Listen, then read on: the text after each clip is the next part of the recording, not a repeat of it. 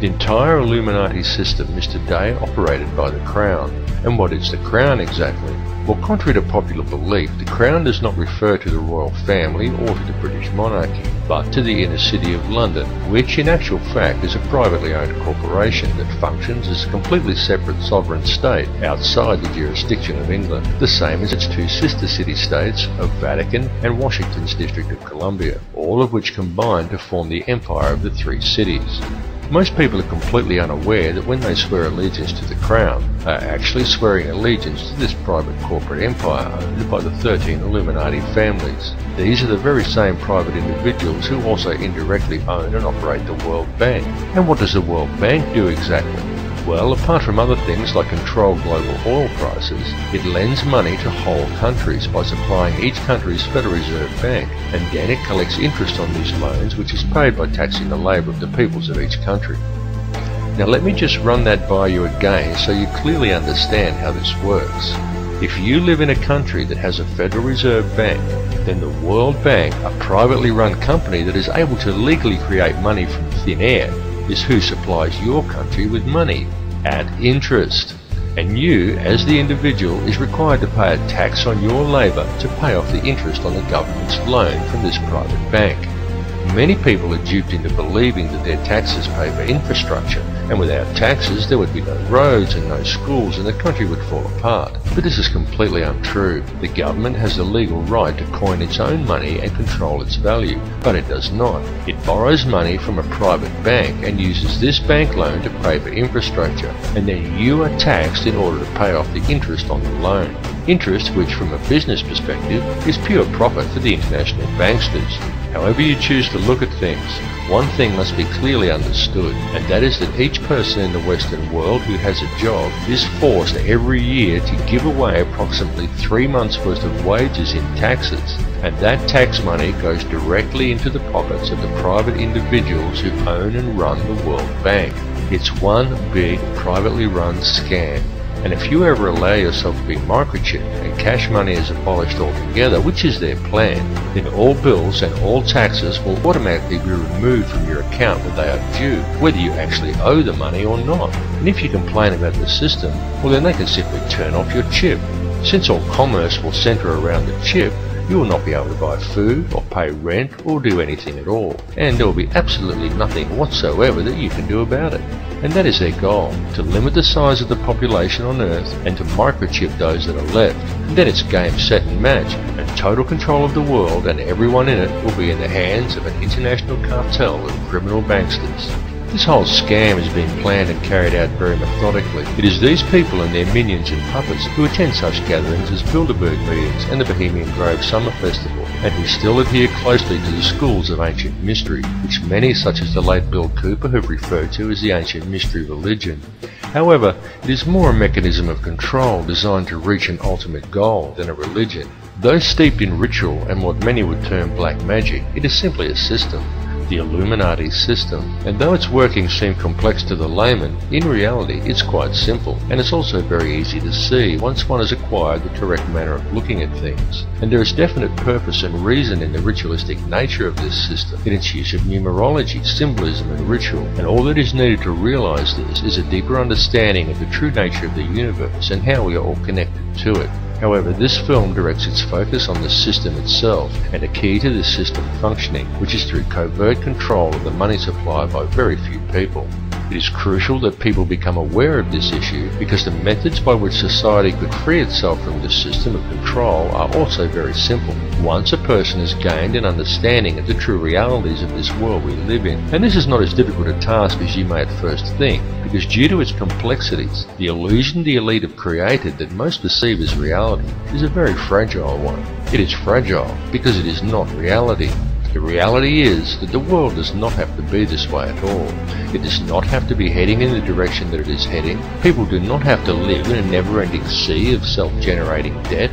Wars do not have to be fought, and children do not have to starve. And don't think people starve because the world is overpopulated. Don't believe what the television tells you. The world isn't overpopulated at all.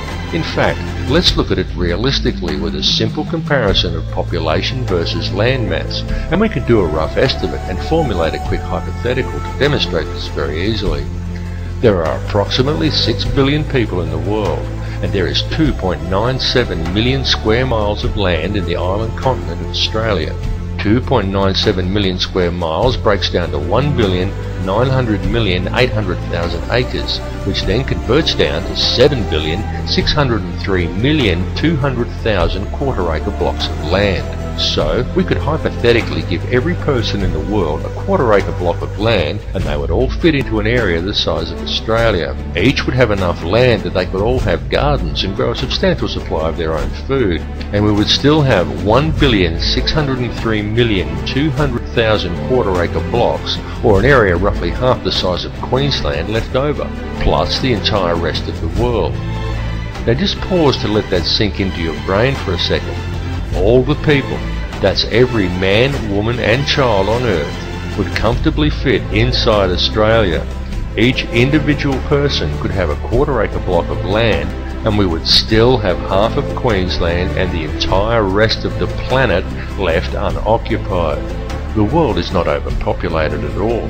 It is just very badly managed, and you need have absolutely no doubt whatsoever that this bad management is intentional and it is methodical. It would, however, be very simple to fix things, and all that is required is for people to wake up to how much they are being lied to and how much they are being scammed. And this goes for everyone. People really need to gain an understanding of how this system actually works, because this bad management is crippling the world and it is crippling the people. The methods that are used to do this become truly transparent once a person has gained a clear enough vision to see it, and people really do need to open their eyes and see it right now, because now that the world has been made smaller, and now that all the resources have been discovered and there are no frontiers left to conquer, the criminal elite intend to carry out a mass depopulation of this world. And their plan to do this is well underway. They are doing it in the Middle East with war, in countries such as Africa through starvation, and now in Western countries through water additives, aerial spraying, and through the introduction of toxic and nutrient-deficient genetically modified foods. And this is very soon to be taken to the next level with the global introduction of Codex Alimentarius, an insidious set of food guidelines that are due to come into effect worldwide on December 31st, 2009. But people are now beginning to wake up and realise that all is not right, and they are beginning to speak out. The police need to understand this situation and take action to address these matters as well, and this is very important, and there is no reason why the police should act against the people who are waking up and speaking out against this corrupt system. For the police are also being scammed, just as badly and in some ways even worse than everybody else.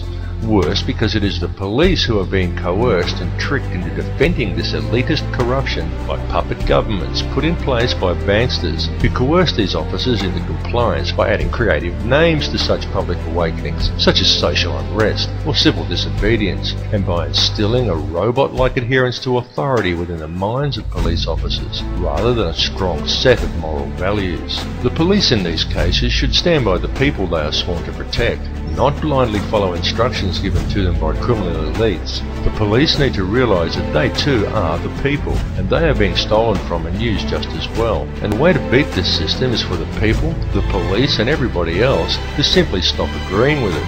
And also the politicians who bow to these corrupt money cartels and enact these ridiculous pieces of legislation. These politicians need to seriously think about what they are doing.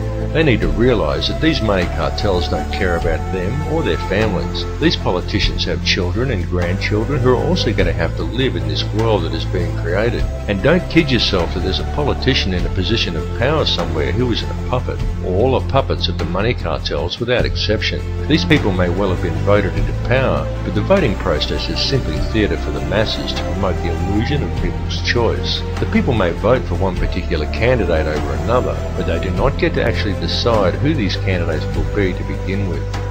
The people of the world need to realise their own potential and wake up from the dream that they are living in. Forget what you were told and trained to do by the TV, because it's a lie. TV is there to train people what to think and how to act. End of the list.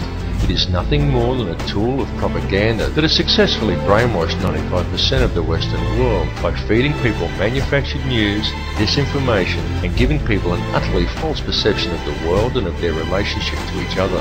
Turn your TV off and leave it off. After even a month of no TV, you'll be surprised at how much better and how much healthier you feel. It needs to be clearly understood by people everywhere that the elite only have the power over the people that the people themselves grant to them. So stop giving it to them. Stop doing what the TV tells you and stop complying with the system. Understand that there truly is no division among the people of the world. No matter who they are or where they are from, we are all people and we are all one. It is through the constantly promoted illusion of division that the system is able to function, but in order for it to do so, it needs public compliance. Stop complying and you will shut the system down.